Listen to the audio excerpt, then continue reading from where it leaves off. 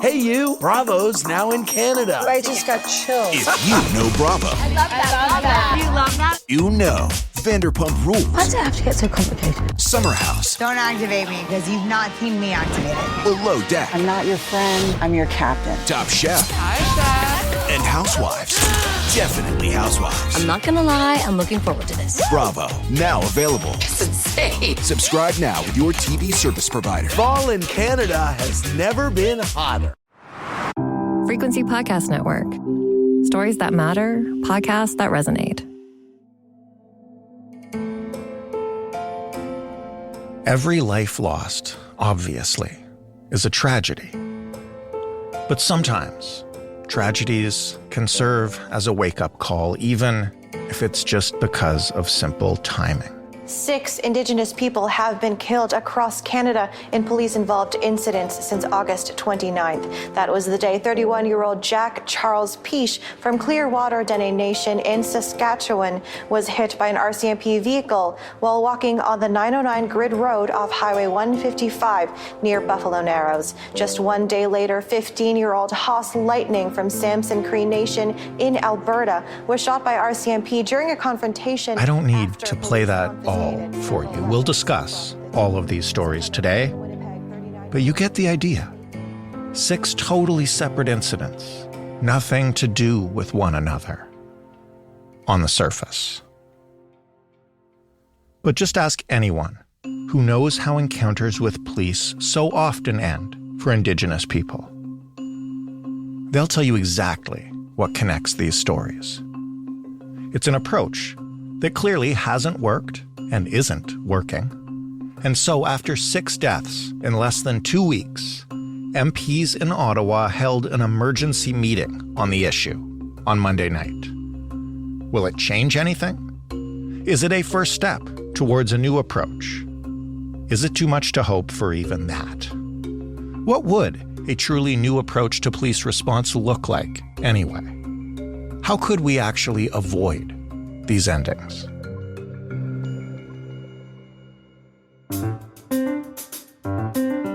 I'm Jordan Heath Rawlings. This is The Big Story.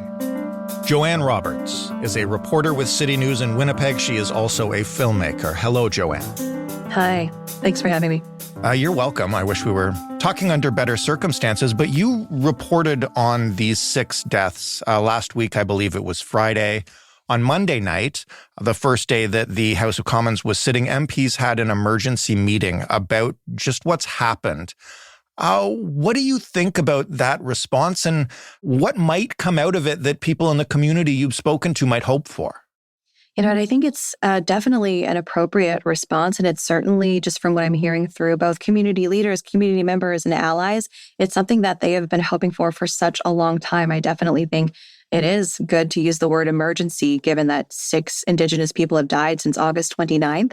So what I'm really hoping for is, all of these leaders across Canada coming together to really find the root source of why this is happening and hopefully take steps to be able to remedy that. So, next summer, next month, next week even, we're not seeing another person dying.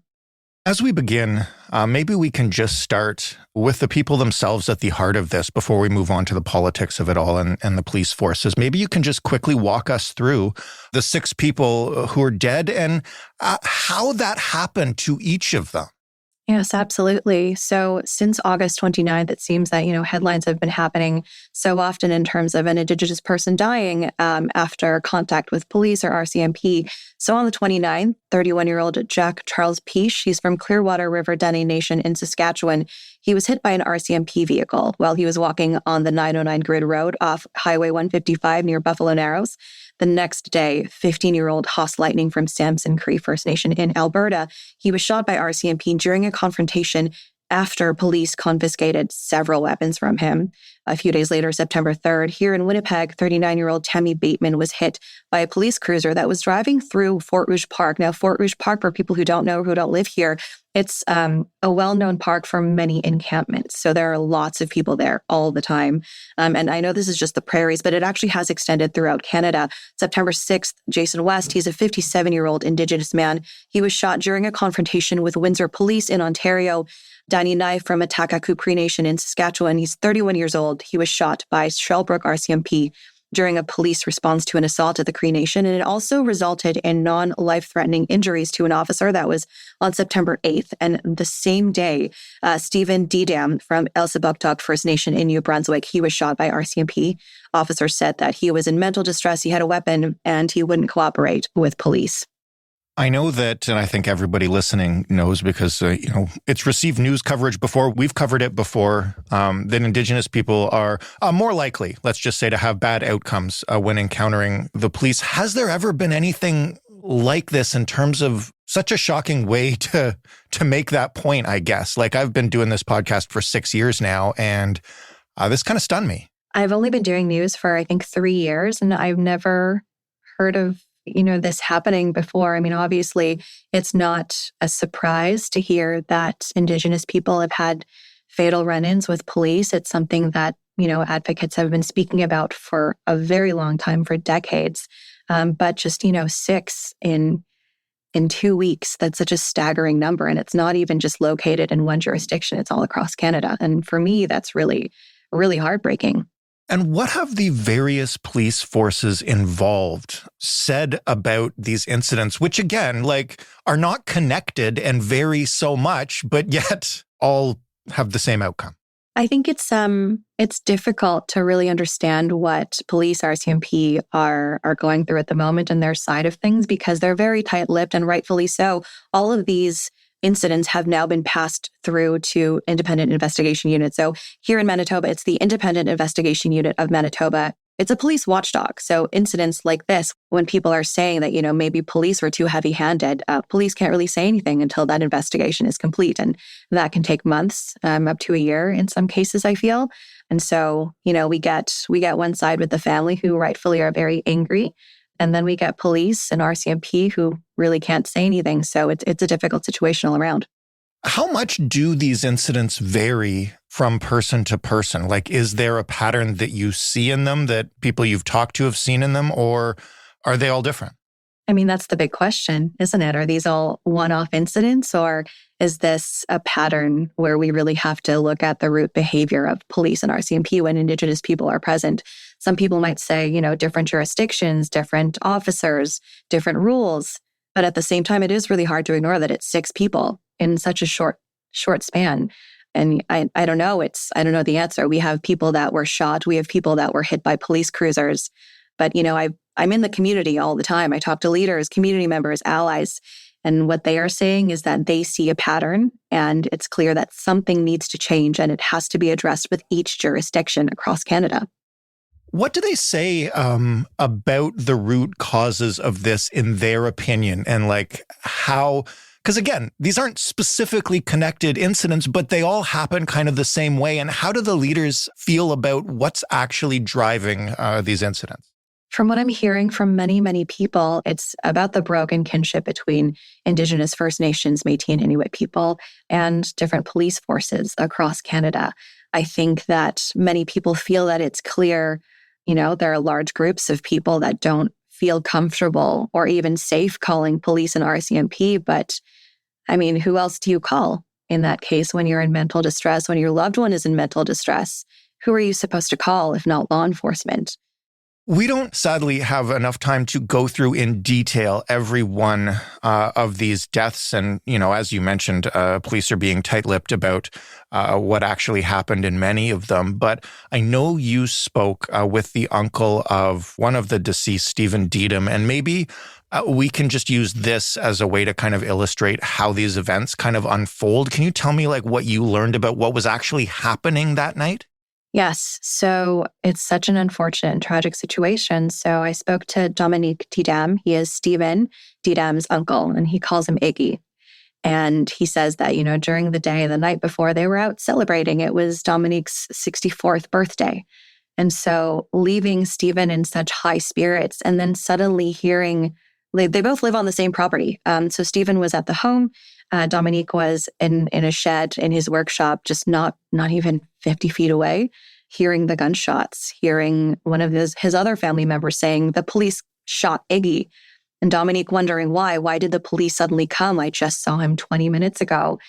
And apparently Dominique has said that, Stephen was clearly in a state of mental distress, but what he needed was not an angry confrontation by RCMP. He needed somebody to be able to humanize him and talk him down. There's an organization in Saskatchewan called Indigenous, and it is a group meant to accompany police during mental distress calls in an effort to de-escalate rather than confront. And he says that Indigenous was not there. There have been reports from different news outlets saying that they weren't even called or weren't even aware that RCMP had been dispatched to the DDM house. So he's wondering why. Where did Iggy fall through the cracks? And furthermore, why did they shoot to seemingly kill is his question. Hey, you! Bravo's now in Canada. I just got chills. If you know Bravo, I love that. You love that? you know Vanderpump Rules, Why does it have to get so complicated? Summer House, Don't activate me because you've not seen me activated. Below Deck, I'm not your friend, I'm your captain. Top Chef, Hi, Chef. and Housewives. Definitely Housewives. I'm not gonna lie, I'm looking forward to this. Bravo, now available. It's insane. Subscribe now with your TV service provider. Fall in Canada has never been hotter. Can you explain maybe a little bit more about groups like Indigenous, and I know you've reported on some others, and how they operate and what they're there to do? So I think that police have a very clear job, which is to keep everybody safe. But there are also different ways to be able to do that. So groups like, in Saskatchewan's case, Indigenous, groups here in Manitoba, Indigenous-led groups like Mama Bear Clan, Morgan's Warriors, Sabe Peace Walkers, they're all grassroots organizations who are out in the community. So people know their faces. Lots of people, and news outlets included, we know everybody in those groups because they are so active in the community. And when you are so active in the community and you attend one of these distress calls, it's a familiar face. And what their goal is to de-escalate situations. So in the DDAM case, if Stephen was holding a weapon, which he was, rather than having RCMP come in and, threaten and shoot, what these groups are supposed to do is they're supposed to come and talk to the person to see if this situation can be de-escalated first, rather than having weapons drawn and having them fired. And I think a lot of advocates, a lot of community members, and especially leaders are really pushing for more police jurisdictions to be able to rope in these grassroots organizations.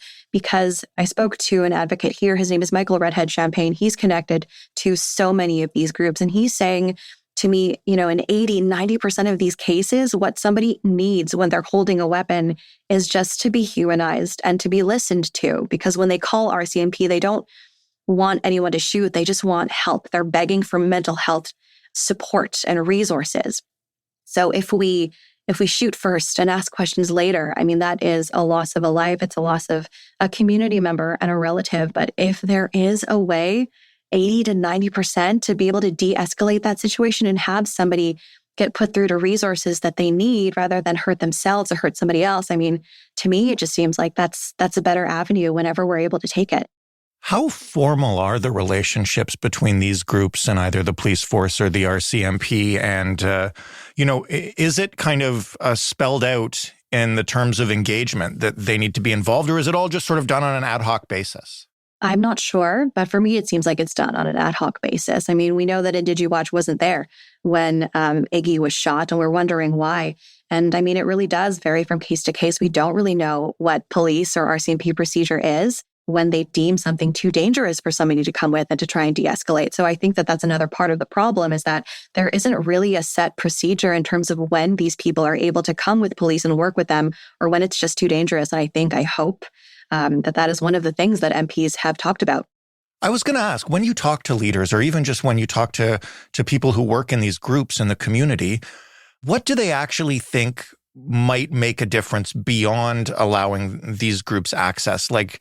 It's been, 4 years plus since 2020, and I think since most, if not all of the country became aware of, marginalized people having worse outcomes with the police. And seems like a span of this many deaths in so short a time, there's not a lot left to say. What does the community need to see in order to feel like some progress is being made here? So not too long ago, I was actually speaking with the late Grand Chief Kathy Merrick. I was there when she passed away. And what really, really struck me was one of the last things she said was, these justice systems, these law enforcement procedures, they were not made with Indigenous people in mind. It's a whole other culture and spirituality that needs to be taken into account. So, for instance, when one group calls police or RCMP, perhaps they are looking for somebody to confront the person they're calling about. But when Indigenous people reach out, they're reaching out for help, mental health support, housing, food. So I think that, I don't know the answer, but it seems that a root cause is really just overhauling the system and rebuilding it in a way that really takes into account the different people, cultures, groups, organizations that need their help. Is there anywhere in this country that we can look to for an example on that? Like, I know that different First Nations have tried different things in this area to keep their own communities safe. I don't want to tout Winnipeg too much, but I mean, it is the landscape that I know. I know that there are so many grassroots organizations that are coming up to, I don't want to say take the place of law enforcement, but they're looking to be the first people that Indigenous groups call so that, people can be de-escalated before having to resort to call police or RCMP. I think we're doing some really, really great things in the city. I think that there are groups that are looking to partner with police and RCMP, but it is a really fragile time. And especially now with 6 people dead, I think that a lot of people are discouraged. But I know that there are so many groups and individuals here that are working hard despite the hardship and the trauma and the loss to really forge those relationships and to try and, make tomorrow's call a better one. The last thing I'll ask you, and I guess this is more asking for your opinion, but, as you mentioned, you're fairly plugged into the community and you're present there. Is this maybe even beyond the community a wake-up call? I think a lot of people had thought that we'd gotten better at this, as I mentioned, and it's clear that we haven't. Do you see, obviously, these tragedies, just the timing of them, calling attention to anything? Is it getting picked up? Are you seeing traction from this? Absolutely. I think now people are finally waking up. It's a hope that I have. But it's also really hard to say that because even before I started in news, just as I was filmmaking and speaking to people, these are long-standing calls. We're talking decades. So there's a pessimistic part of me that says what's going to be new this time, but there's also a hopeful part of me saying, if MPs are having emergency meetings, if we're getting national attention to all of these deaths where, 10 years ago might have not even been picked up by media, it seems that a lot of times we take 2 steps forward, 1 step back, but I will take that as long as we're still moving forward. And, I know that a lot of community members are hopeful, not necessarily too optimistic, but I know that the hope and the resilience is always there. So, perhaps in a naive way, I'm hoping that this is actually a turning point that we can look at and say, this is unfortunately what's been written in blood, but this is the moment where we finally enacted lasting change. Joanne, thank you so much for this. You're welcome. Thanks for having me. Joanne Roberts reporting for City News in Winnipeg.